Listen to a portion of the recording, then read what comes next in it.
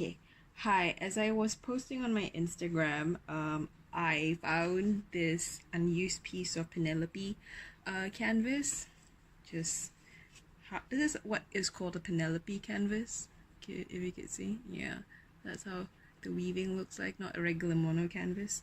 And I thought, well, I've got so much hand spun, I guess might as well try and do some bit of a stash busting. So I picked up a new stitch that I learned because I don't really do embroidery.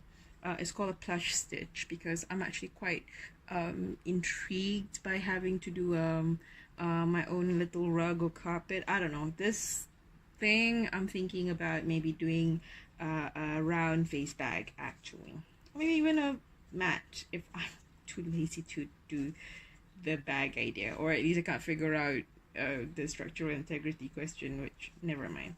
Anyway, so as you can see, there's some of the stitches I've already like cleaned up and turned it into fuzz, and some of it I haven't yet.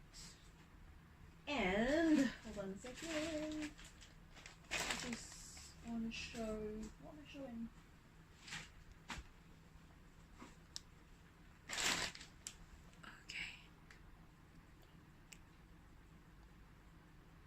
So as I was saying, so I wanted to like stash bust my hand spun because I have so much of it, and so I just want to show off. This is like in various states of progress right now. So the white is actually an Angora, and this one I think is a merino, and this is also another merino.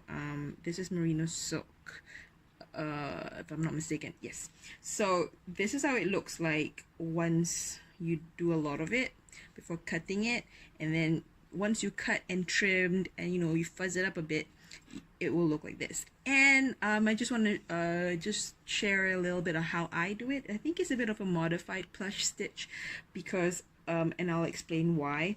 So this is the width of my Penelope canvas, or you can see it's quite wide, not that fine but pretty fine actually. And this is my general gauge for the yarns that I like to do. So they're quite fine yarns, they're lace yarns basically that I do.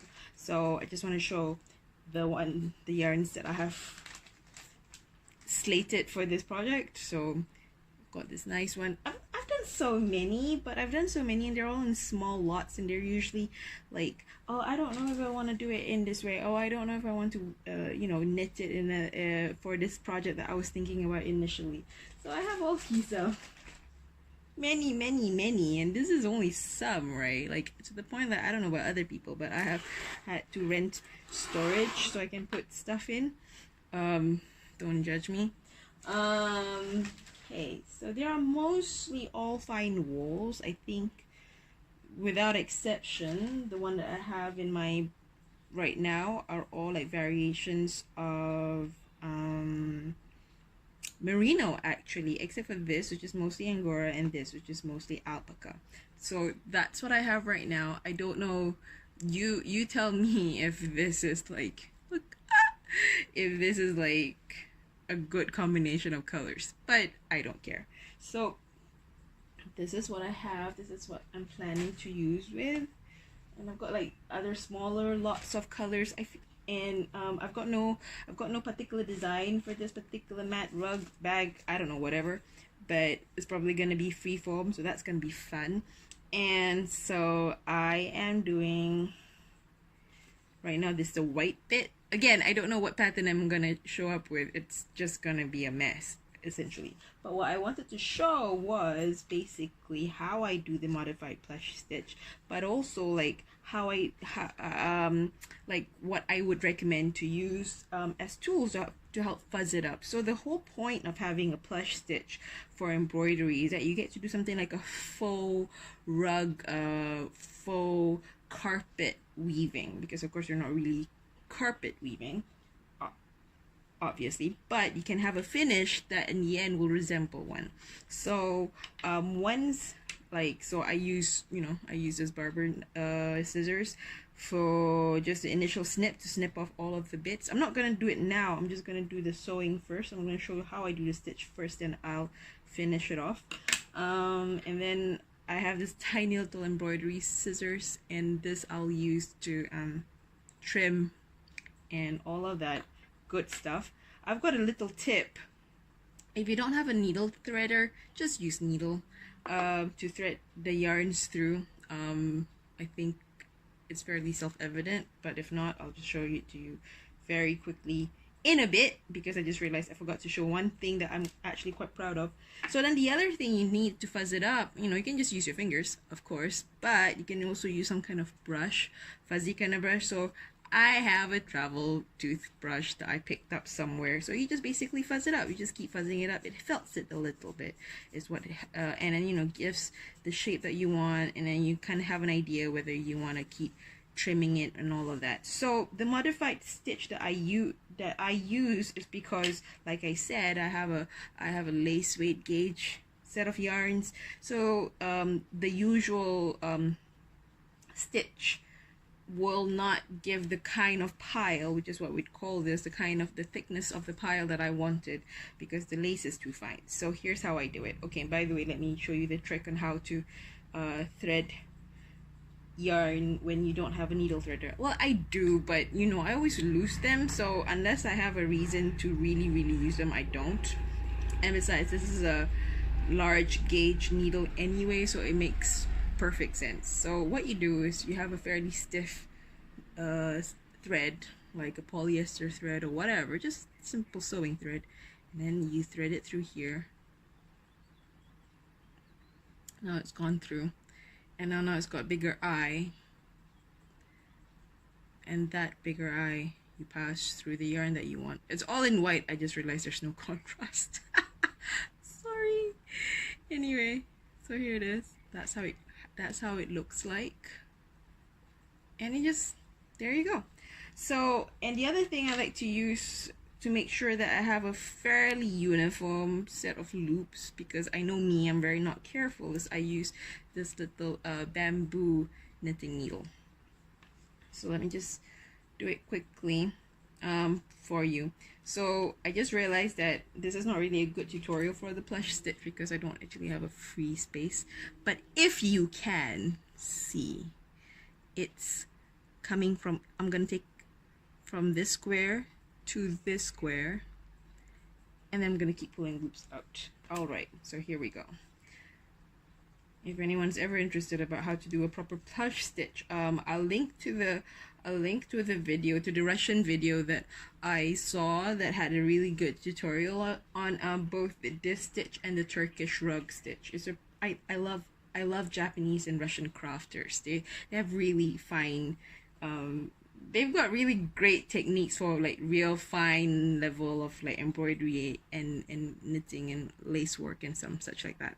So anyway, so here we go. So just take a look. So this is still the regular way. So my first modification, my first advice or tip is to use a knitting needle or something to help you. It doesn't have to be a knitting needle, obviously. Even a slim pencil, a rod, whatever, man. So just do that. So usually with a plush stitch, you basically already have it doubled up or tripled up from the get-go in the needle, but I don't like that, because basically what I find is that it makes the threading way too coarse, and it builds up on the base here. So first loop, then oh, hold on, let's put that thread over there.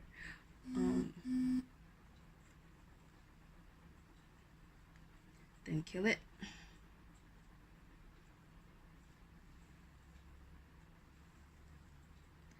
Second loop.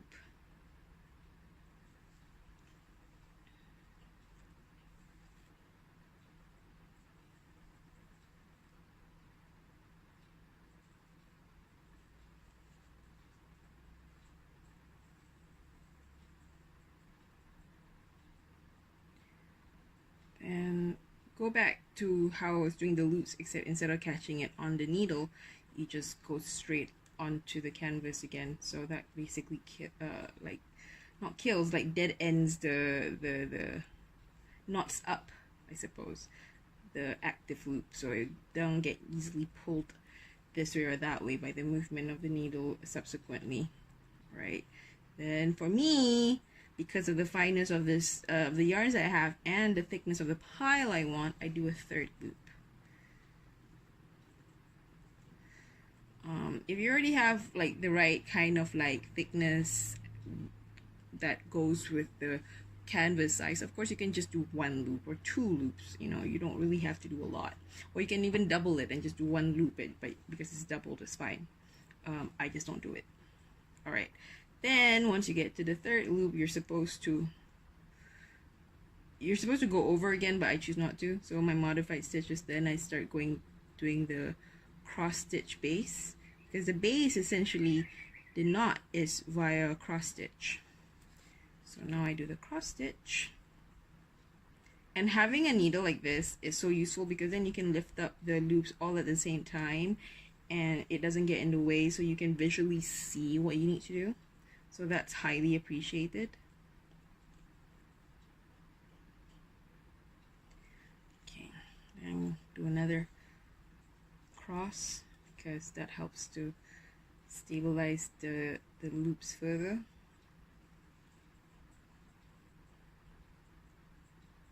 Okay, and yeah, I'll share the link to the Russian video that I use. I think it's called Hershey's, called Galina.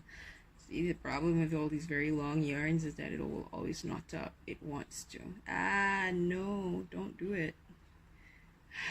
Anyway.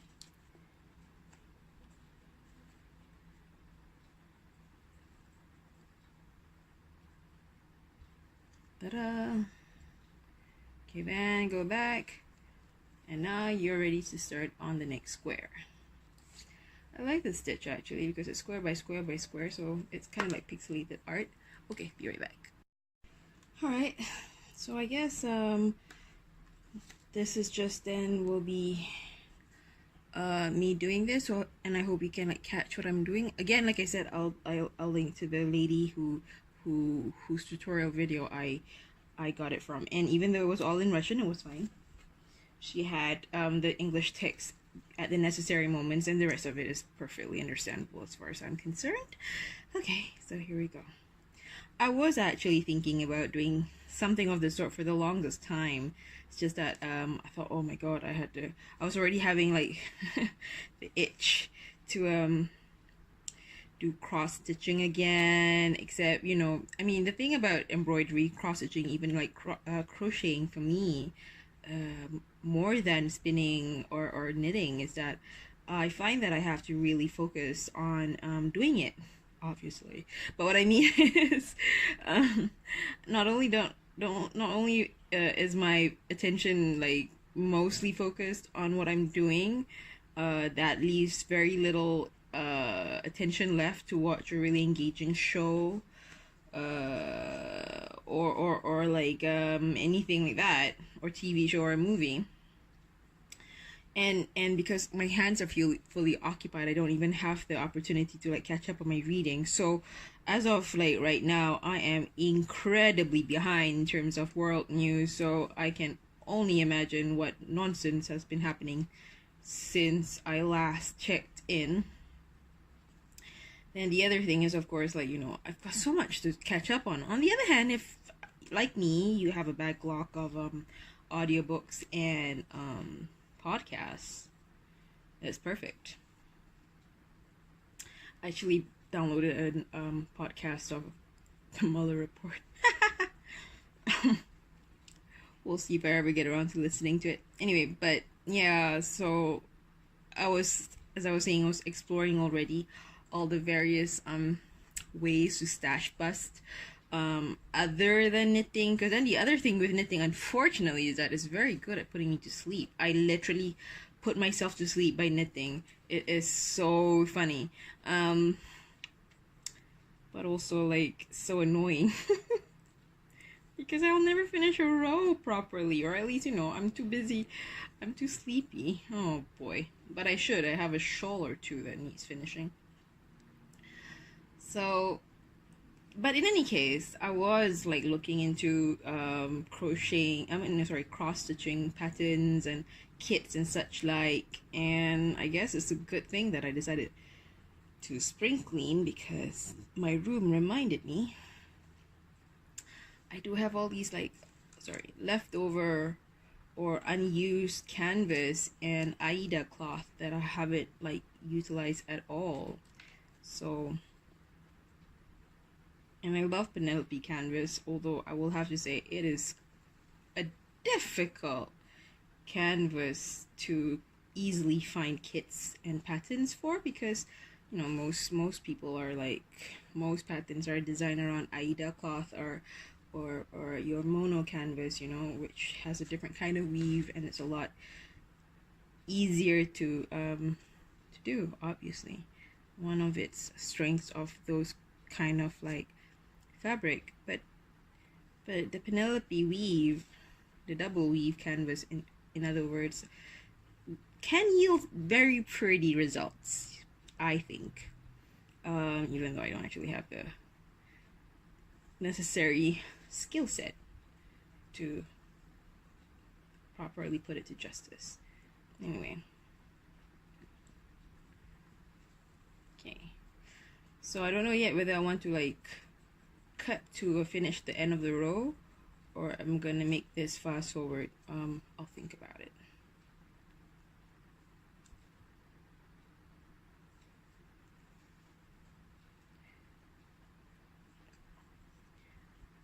Maybe I should do a Twitch next time.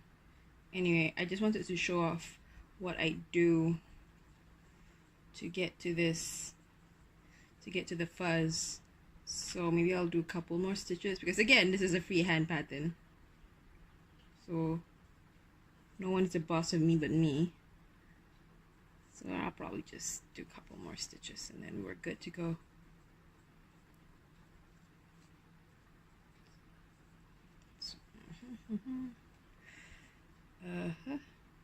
On the other hand, I have been catching up on a lot of movies. I just finished Skull Island because I was so amped from Godzilla, King of the Monsters. Even though it's not the perfect movie, it's not even the perfect Godzilla movie. Of the current crop of new movies, I have to say I haven't watched many of them, but Shin Godzilla is still the best post 2000 Godzilla movie.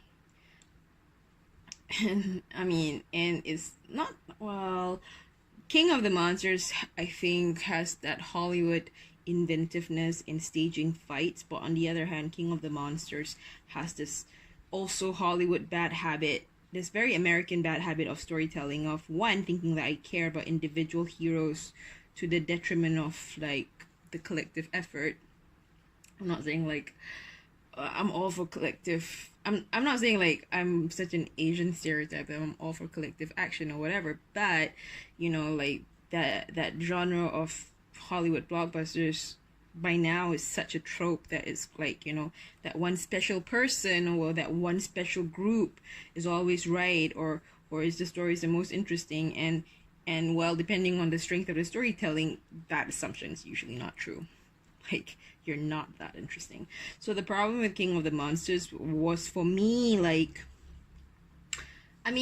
even to compare with Skull Island, the thing with Skull Island and good monster fight movies like Skull Island and Pacific Rim is that they know when to get out of the way of the monster fight, and usually when you kind of mask your fights, it's usually because you've got not the resources to do it, and I can respect that.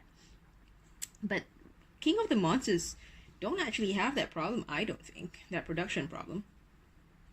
So, for example, during the Rodan-Mothra fight... Oh, I'm already going down there. Why am I going down there? Sorry. So, for the Mothra-Rodan fight, near the end, I'm why?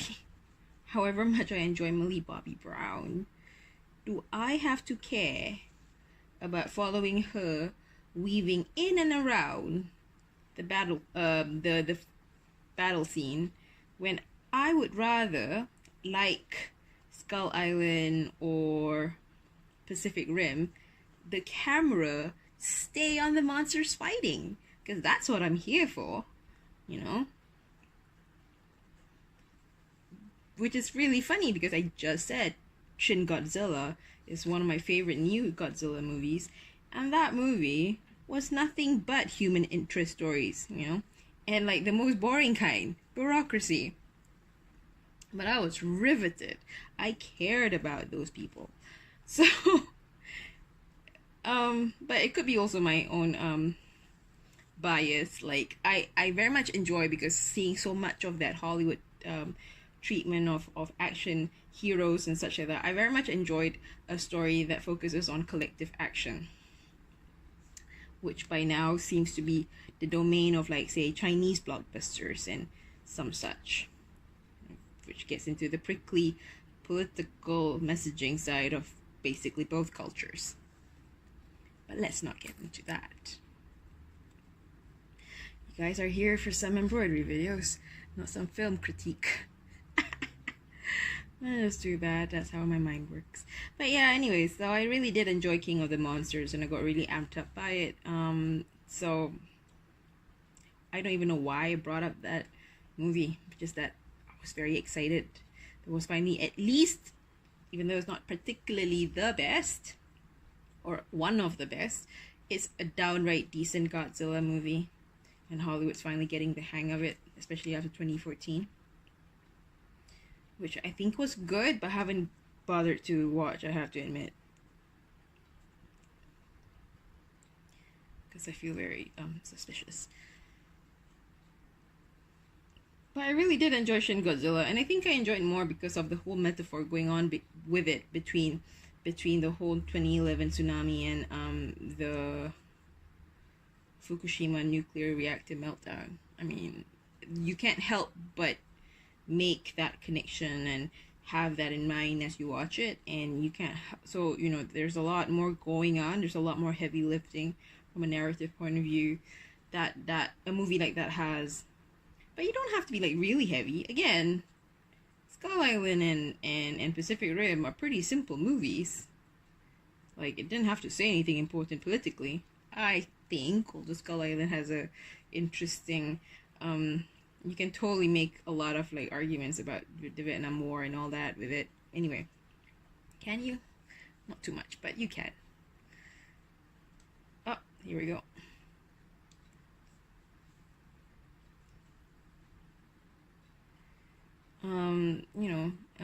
So I'm really hoping it could be better. I mean, I don't know. Like, the next one is probably Godzilla versus Kong, which is something to look forward to, I guess. But, my favorite is Mothra. There's just not enough Mothra, man. Okay. So, how many have I done?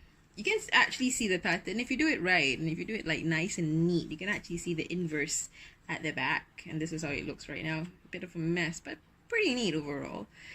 And so I think I know where I'm going with this. I don't actually. I lied. I don't know what I'm doing. Okay. Want to go up? Want to go down?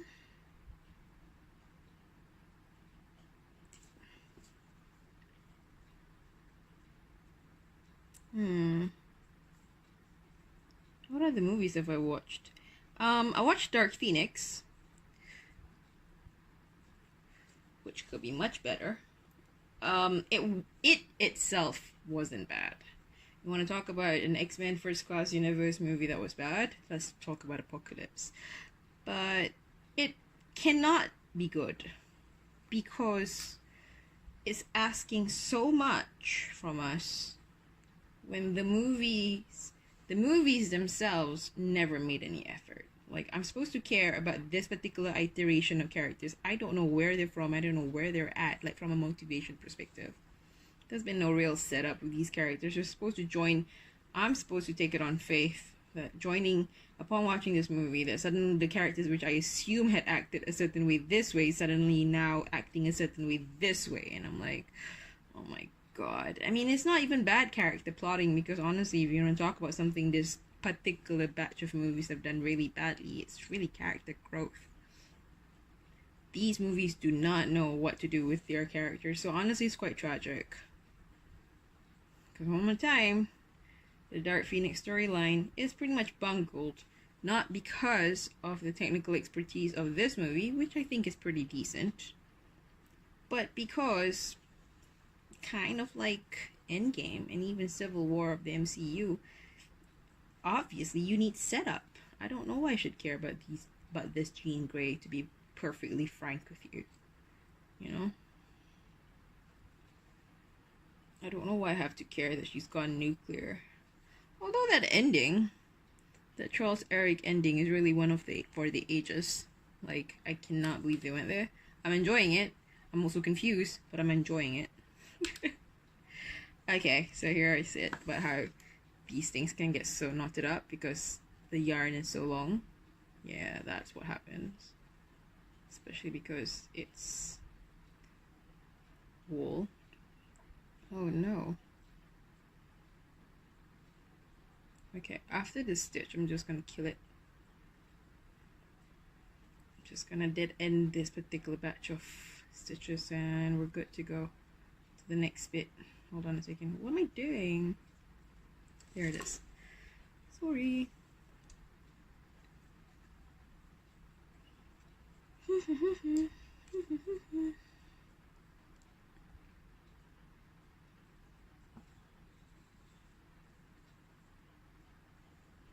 I really love this yarn. It's too bad I don't do much of it.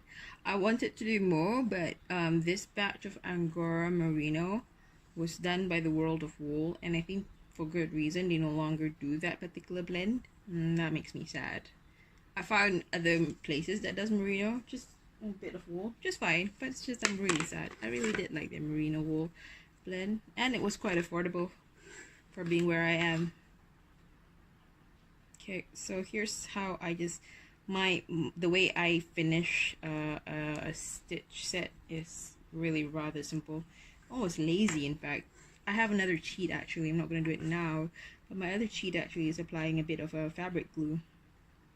Once you're done, proper done, at the edges and at the ends and the start of any new fresh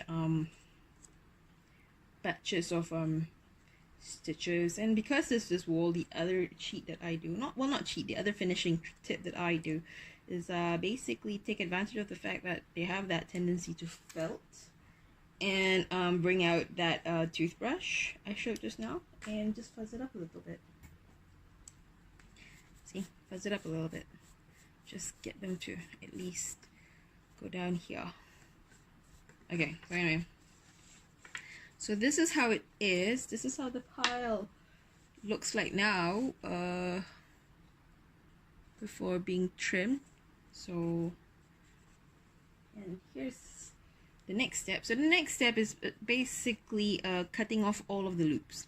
Cutting off all of the loops and brushing it out, then trimming it, brushing it out some more until you get to a pile and a size and a shape that you like.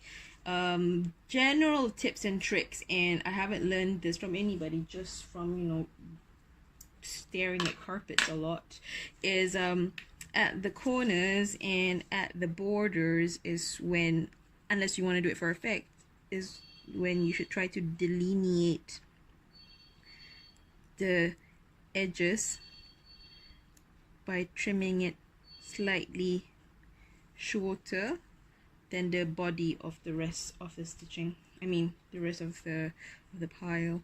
Like, that's how I do it, which is what I noticed.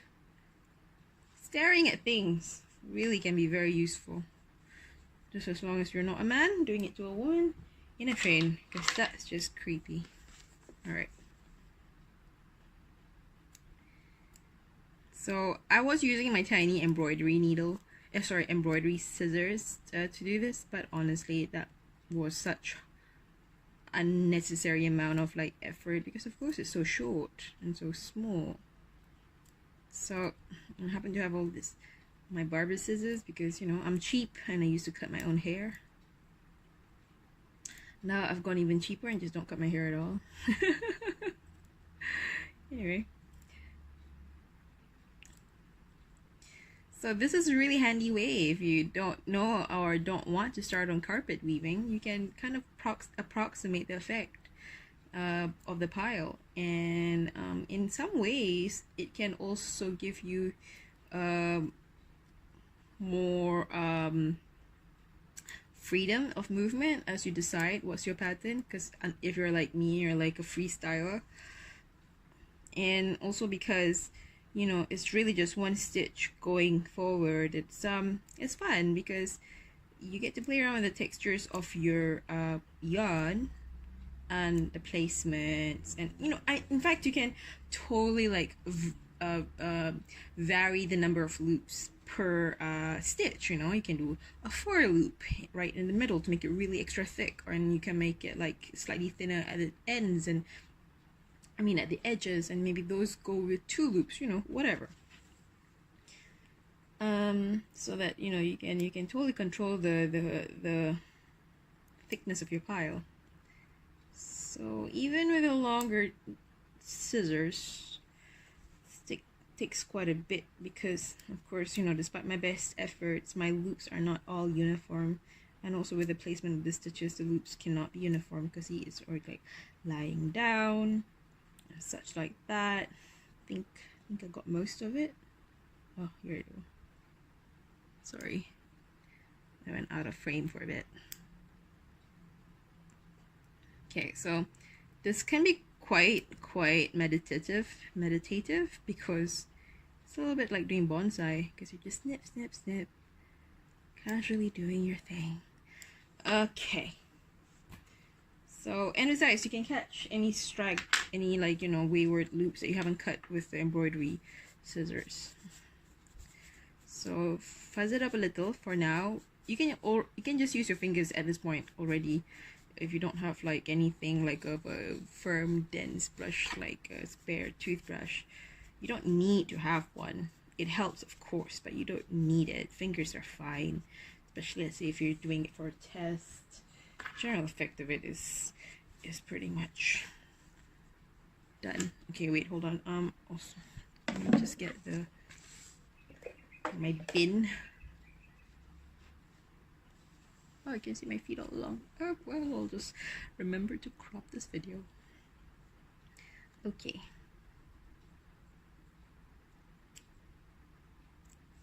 So that's where I start.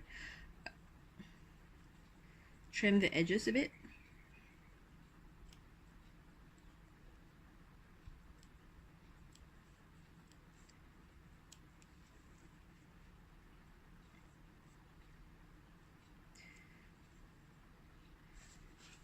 Just a bit, not a lot. Don't go whole hog. All that fine trimming can be built up,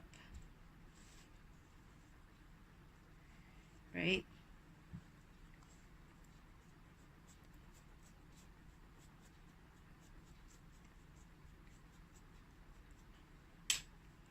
Oh look, you've already done a shaggy carpet kind of thing. Who's you? Who's we? It's us.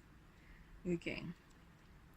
Then the other thing I do is just basically do a quick trim so that they're mostly level. We'll get into the general texture and the shapes and the height and the variety later, of course. Now you just want to get it all level, and this, of course, this is the effect you're already looking for, and you're fine and you're good to go. That's good too. I'm looking for more of a pile that you see my green bit and my purple bit, so it's gonna be a bit more thorough.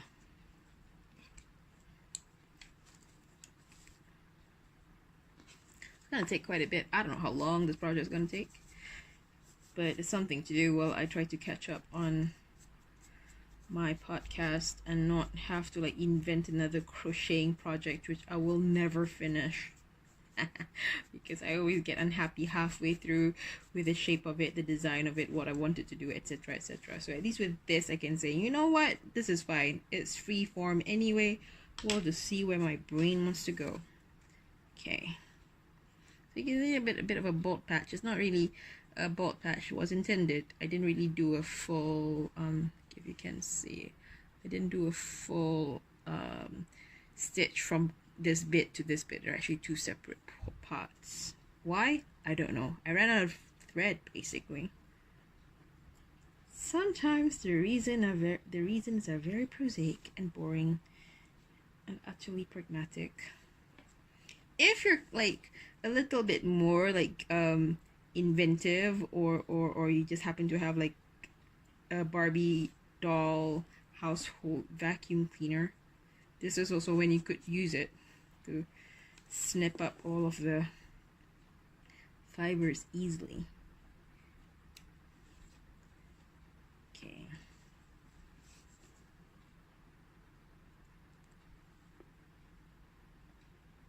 There should be like a proximity alert saying you're out of frame, you're out of frame. But since I don't do it, this is all you're getting. Okay.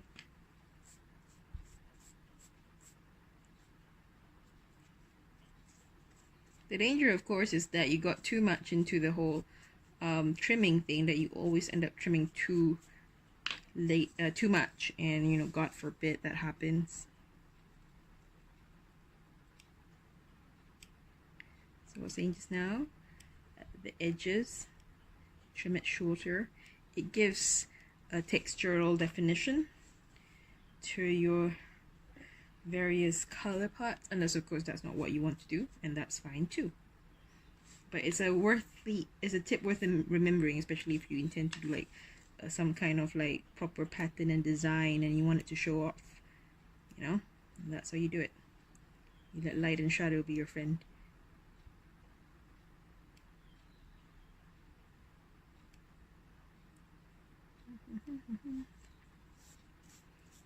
So, okay, talking about movies just now. So yeah, Godzilla, I do recommend it. Dark Phoenix, I recommend it if you can go into it pretending that you had amnesia in the last 7 years and you didn't watch any other movie except for X-Men First Class. Then it'll be like amazing, and you'll be faintly regretful that you apparently missed out on some really good movies setting up this movie. That's my only caveat. Aladdin was also good. Just to note, I just want to note that as a Muslim, so funny watching all these like Arab Twitter and Desi Twitter fighting about the casting, and I'm like, oh man. The first injustice is the fact that this is a Silk Road story, and nobody ever remembers that Central Asian Muslims are Muslims too. Chinese-y looking people can also be Muslims. What do you know? But that's enjoyable actually. I treated it as a restaging by a rich private school of a established production, because that's the vibe that I got. So is it necessary? No. Is it enjoyable? Yes. Will Smith is absolutely great in it, even though like that genie role was so iconically Robin Williams. When he's got the opportunity to do his own thing, he really does make it his own. So that was very much appreciated, and it was very enjoyable. Aladdin was cute. I liked what they did with Jasmine. I have to note though, at least amongst the Desi Twitter that I am in, like, you know, that I'm adjacent to, they did note that some people were unhappy that Jasmine was so light skinned, and I think that's fair because colorism is a big problem in India and in the Indian diaspora. So that's how it looks. Pretty cute, right? And then, you know, you can just keep going at it and going at it with a dense brush to make it fuzzier and fuzzier. And as it gets fuzzier, you can also start trimming it more and more as it's getting to the shape that you want it. Like, you know, you might not like, you might more want this manicured look, but I think for this yarn that I have, this white yarn, I can't go that manicured because the pile was never that as thick as the green one. So I just gotta do it the best I can.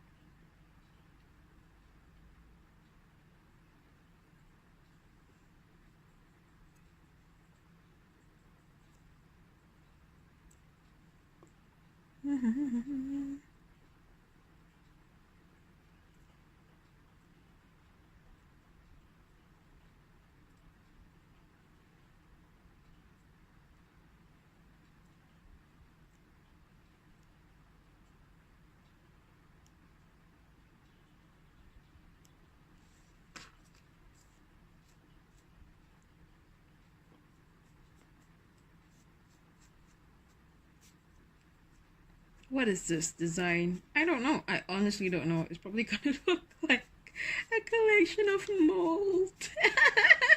But really cute and fuzzy ones. So you can't say I'm not trying. Whatever, we'll just call it postmodern.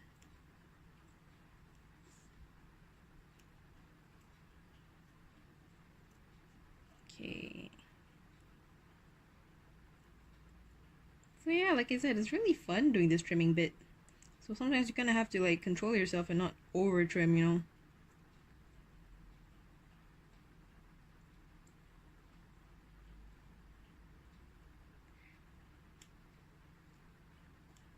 I might go back to the green again.